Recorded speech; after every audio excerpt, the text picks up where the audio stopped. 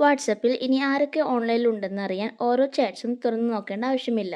പുതിയ ഫീച്ചറിലൂടെ ചാറ്റ് ലിസ്റ്റിൽ നിന്ന് തന്നെ ഒറ്റ നോട്ടത്തിൽ എത്ര പേർ ഓൺലൈനിൽ ഉണ്ടെന്ന് കണ്ടെത്താൻ സാധിക്കും. കൂടുതൽ അറിയാൻ വാട്സപ്പിൻ്റെ പുതിയ ഫീച്ചറിനെ കുറിച്ച് ഓൺലൈൻ വേഡ് മലയാളത്തിലൂടെ. അതിനു മുന്നേ ചാനലൊന്ന് സബ്സ്ക്രൈബ് ചെയ്യാൻ മറക്കല്ലേ. നിലവിൽ വാട്സപ്പിൽ ഒരു വ്യക്തി ഓൺലൈനിലുണ്ടോ എന്നറിയാൻ ആ വ്യക്തിയുടെ ചാറ്റ് തുറക്കണം. അതിൽ ലാസ്റ്റ് സീൻ എന്നോ ഓൺലൈൻ എന്നോ എഴുതി കാണിക്കുന്നത് നോക്കിയാണ് അവരുടെ ഓൺലൈൻ സ്റ്റാറ്റസ് നമുക്ക് മനസ്സിലാവുക.